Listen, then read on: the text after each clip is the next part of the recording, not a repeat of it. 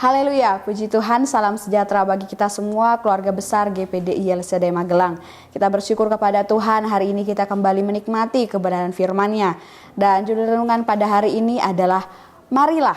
Kita buka bersama di dalam Ibrani 10 ayat 22 sampai ayat 24. Sekali lagi Ibrani 10 ayat 22 sampai ayat 24, demikian bunyi firman Tuhan. Karena itu, marilah kita menghadap Allah dengan hati yang tulus ikhlas dan keyakinan iman yang teguh. Oleh karena hati kita telah dibersihkan dari hati nurani yang jahat dan tubuh kita telah dibasuh dengan air yang murni. Marilah kita teguh berpegang pada pengakuan tentang pengharapan kita, sebab Ia yang menjanjikannya setia. Dan marilah kita saling memperhatikan supaya kita saling mendorong dalam kasih dan dalam pekerjaan baik. Puji Tuhan, Bapak Ibu saudara-saudari yang diberkati oleh Tuhan, di dalam perikop ini ya kita bisa melihat inti yang disampaikan oleh Rasul Paulus adalah bahwa karena darah yang dipersembahkan Tuhan Yesus kepada Allah sebagai korban penebusan bagi kita semua orang-orang yang berdosa, ya, maka kita semua sudah ditebus, ya, kita disucikan dan kita dikuduskan dan kita memperoleh hak istimewa dari karya penebusan Tuhan Yesus itu. Dan hak istimewa tersebut adalah kita dapat memperoleh jalan masuk menuju kerajaan sorga yang kekal, menuju kehidupan yang abadi. Nah, maka dari itu sudah sepatutnya kita sebagai orang-orang yang percaya kepada Tuhan, yang sudah ditebus, yang sudah disucikan dengan darahnya yang mulia, kita patut dan kita wajib, kita harus menghormati dan menghargai hak istimewa yang sudah Tuhan berikan itu. Supaya selagi kita hidup di muka bumi ini, kita rindu supaya kehidupan kita mempermuliakan Tuhan. Dan benar-benar karya penebusan Tuhan Yesus itu berarti dan berharga di dalam setiap kehidupan kita. Kita melihat dari perkataan Rasul Paulus ini, dari suratnya ini, ada himbauan atau ajakan yang Rasul Paulus suarakan kepada orang-orang percaya sebagai tanda penghormatan dan penghargaan akan hak istimewa yang Tuhan Yesus berikan. Yang pertama, himbauan Rasul Paulus, yaitu Rasul Paulus mengajak, marilah menghadap Allah. Di dalam ayatnya yang ke-22, karena itu marilah kita menghadap Allah.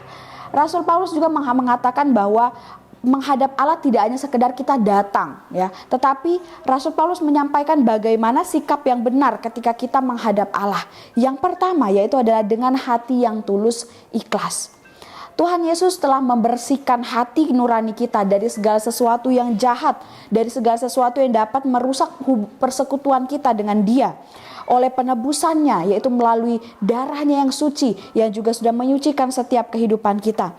Dan melalui kuasa Roh Kudus juga yang diberikan dalam kehidupan kita, kita juga telah dimurnikan dari segala macam kepahitan, dari segala macam iri hati, dengki, amarah, emosi, sifat pendendam, atau tidak mau mengampuni.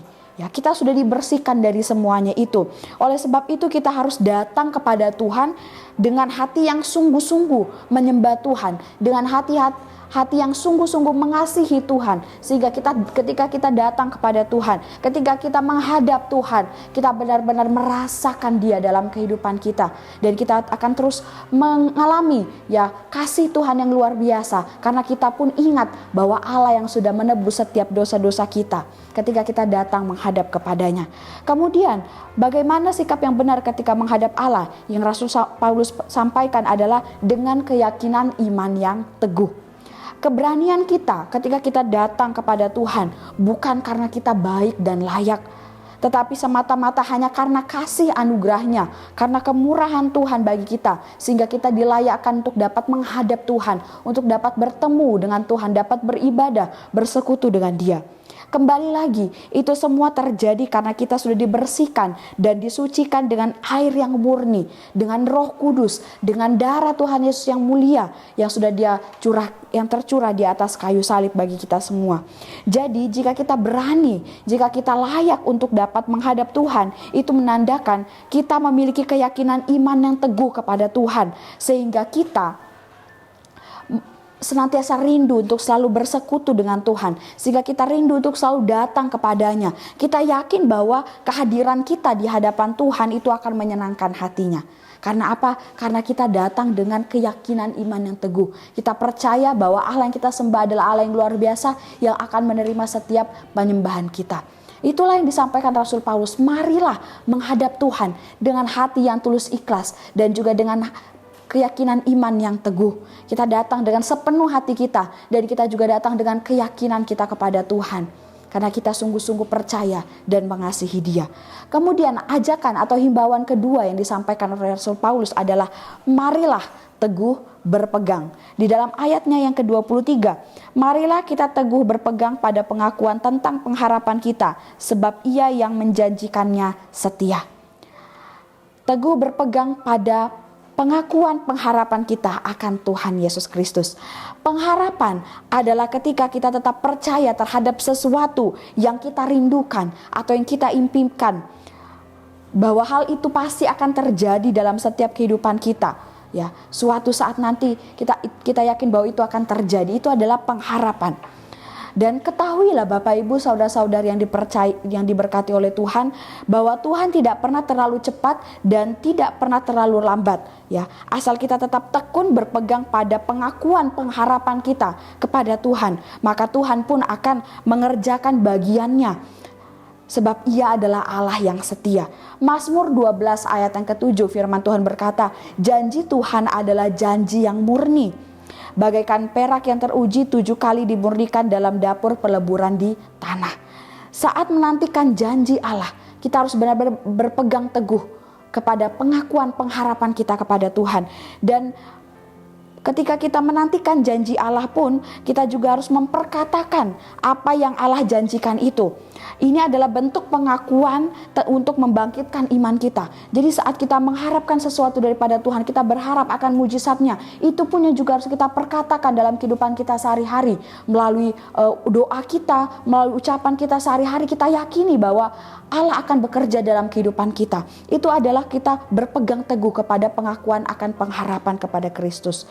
Dan pengakuan tentang pengharapan kita bukan sekedar kata-kata positif saja, tapi benar-benar kita perkatakan itu dengan penuh keyakinan, dan kita alaskan dengan kebenaran firman Tuhan, dan kita akan melihat bahwa janji Tuhan akan pengharapan kita, ya, semuanya akan digenapi. Tuhan akan nyatakan apa yang kita rindukan, apa yang kita harapkan, Tuhan akan nyatakan dalam setiap kehidupan kita.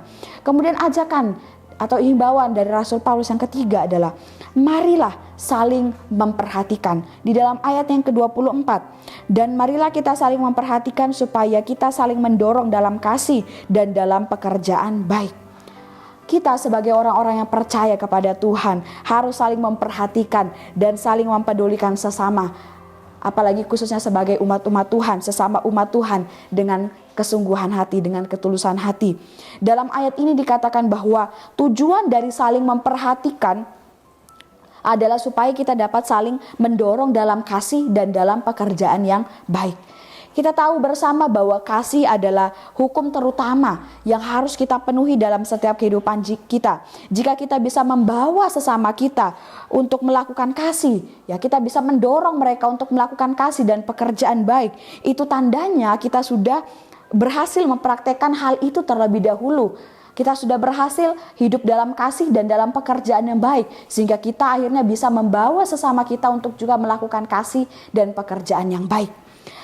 Memperhatikan sesama, ya Bapak Ibu saudara-saudari berkati oleh Tuhan, dapat kita tunjukkan melalui kita menasehati, kita mendoakan, kita menguatkan sesama kita. Kita bisa saling menolong atau membantu di dalam kesusahan atau dalam kekurangan mereka. Memperhatikan juga kita dapat praktekkan dengan kita membawa mereka untuk bersekutu kepada Tuhan lebih sungguh lagi. Itu adalah bentuk-bentuk atau contoh-contoh sederhana dari memperhatikan sesama yang bisa kita lakukan. Dan Bapak Ibu saudara-saudari yang diberkati oleh Tuhan, kesimpulan yang kita bisa ambil dari kebenaran firman Tuhan pada hari ini adalah sebagai tanda sebagai tanda penghormatan kita, sebagai tanda penghargaan kita atas karya penebusan Tuhan Yesus Kristus dalam kehidupan kita. Kita sudah diwajibkan, kita harus senantiasa memberikan yang terbaik untuk Dia. Dan di sini kita dihimbau untuk marilah menghadap Allah dengan hati yang tulus ikhlas dan dengan keyakinan yang teguh. Kemudian kita juga diajak untuk marilah teguh berpegang kepada pengakuan pengharapan akan Tuhan Yesus. Kemudian kita juga dihimbau untuk marilah saling memperhatikan antar sesama supaya dapat saling mendorong dalam kasih dan dalam pekerjaan yang baik. Dan saat kita sudah melakukan atau kita memenuhi himbauan ini, ajakan ini, ya, kita akan melihat bahwa kehidupan kita benar-benar kita menghormati, kita benar-benar menghargai karya kepenebusan Tuhan Yesus, dan Tuhan Yesus pun akan berkenan atas kehidupan kita karena kita sudah menghormati penebusannya atas kehidupan kita. Puji Tuhan, Tuhan Yesus memberkati kita semua. Mari kita akhiri renungan hari ini dengan berdoa. Terima kasih Tuhan, kami bersyukur untuk kasih dan kemurahan-Mu. Kami bersyukur juga buat firman-Mu yang dapat kami dengarkan hari ini. Firman-Mu itu menjadi kekuatan bagi kami, pelita dalam perjalanan kehidupan kami yang membawa kami untuk hidup semakin berkenan di hadapan-Mu. Terima kasih Tuhan, Kau memberkati seluruh sidang jemaat Tuhan yang ada di GPD ILSAD Magelang, supaya kehidupan kami semakin hari semakin melekat kepada Engkau. Terima kasih Yesus, terima kasih Bapa. Kiranya keluarga besar GPDI ILSAD Magelang tidak lupa berbuat baik dan memberi bantuan, sebab korban-korban yang demikianlah yang berkenan kepada Allah. Kami aminkan setiap firman-Mu ini dalam kehidupan kami Tuhan. Kami sudah terima kebenaran firman-Mu dengan penuh sukacita di dalam nama Tuhan Yesus Kristus. Haleluya. Amin.